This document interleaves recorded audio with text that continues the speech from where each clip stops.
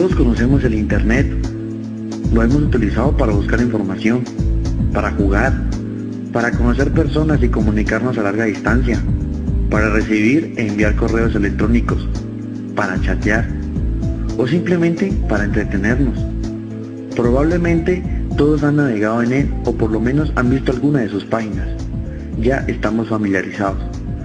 Pero lo que ahora damos por sentado era solo una vaga idea hace 50 años. Para comprender cómo hemos llegado hasta aquí, vamos a retroceder a 1957, cuando todo empezó. Antes de 1957 los ordenadores podían realizar solo una tarea a la vez. Esto se conocía como procesamiento por lotes. Por supuesto, esto era muy poco eficaz. Como los ordenadores se iban haciendo cada vez más grandes, tenían que ser guardados en habitaciones refrigeradas especiales. Pero entonces los desarrolladores ya no podían trabajar directamente con los ordenadores.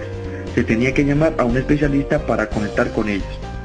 Programar en esa época significaba un montón de trabajo manual y la conexión indirecta con el ordenador producía muchos errores. Se necesitaba mucho tiempo y destrozaba los nervios de los programadores. En el año 1957 se produjo un gran cambio. Se tuvo que instalar una conexión remota para que los programadores pudieran trabajar directamente con los ordenadores. En esa misma época, la idea de compartir el tiempo de computación surgió. Esto es el primer concepto de tecnología informática: compartir la capacidad de proceso de un ordenador con varios usuarios.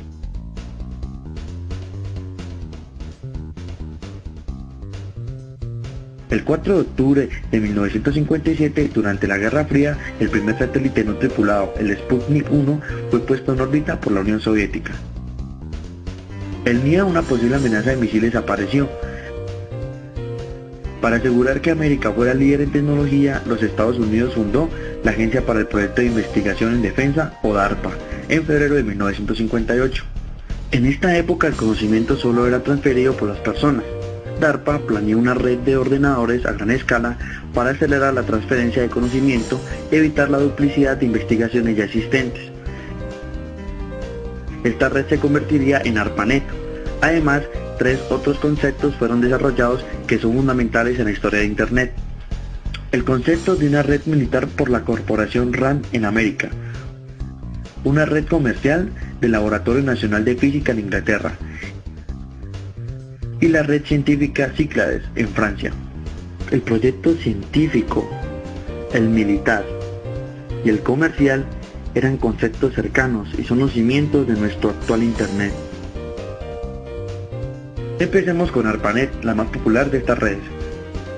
Su desarrollo empezó en 1976. Las universidades eran bastante prudentes sobre compartir sus ordenadores, por lo tanto se pusieron pequeños ordenadores por delante del mainframe o unidad central.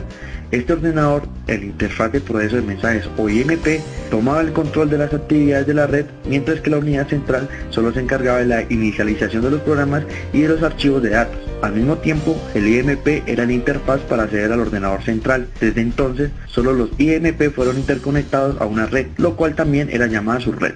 Para la primera conexión entre ordenadores, Network Working Group desarrolló el protocolo de control de red o NSP. Posteriormente, el NSP fue reemplazado por el protocolo de control de transmisiones o TCP más eficiente. La característica principal del TCP es la verificación de la transferencia de archivos. Vamos a dar un pequeño paseo por Inglaterra. Mientras que la red NPL fue diseñada para una base comercial, se suponía que habría muchos usuarios y transferencias de archivos. Para evitar posibles congestiones de las líneas, el envío de esos archivos fue dividido en paquetes o partes más pequeñas, las cuales eran de nuevo ensambladas en el ordenador receptor. Había nacido el intercambio o conmutación de paquetes de datos. En 1972 los aviones espías americanos descubrieron misiles de medio y largo alcance en Cuba, los cuales estaban preparados para alcanzar los Estados Unidos. Esto avivó el miedo a un conflicto nuclear. En esa época los sistemas de información tenían una arquitectura de red centralizada. Para evitar una ruptura de esta red durante un posible ataque, se tenía que diseñar una red con arquitectura descentralizada. De esa manera, en caso de perder un nodo, la red seguía operativa. Las comunicaciones seguían usando las ondas de radio, las cuales se verían afectadas en caso de un ataque atómico. La ionosfera impediría que las ondas de radio de alta frecuencia funcionaran. Por lo tanto, habría que usar ondas directas, las cuales, sin embargo, no tienen largo alcance. La mejor solución fue el modelo de una red distribuida, así estas largas distancias podrían ser cubiertas con mínimas interferencias. Otro pilar al que le sigue el desarrollo del Internet es la red francesa Cyclades. Cyclades tenía un presupuesto muy reducido y por tanto pocos nodos. Su enfoque fue la comunicación con otras redes. De esta manera el término Internet entre redes había nacido. Además, el concepto de Cyclades iba más allá que el de ARPA y NPL. Durante la comunicación entre el emisor y el receptor, los ordenadores no intervenían más, simplemente funcionaban como un nodo de transferencia. El protocolo de Cyclades fue a través de todas las máquinas usando una capa física que fue implementada dentro del hardware, suministrando una conexión directa con el receptor, con una estructura de extremo a extremo. Inspirados por la red Cyclades y llevados por la incompatibilidad entre las redes, esta conexión ganó en importancia en todo el mundo.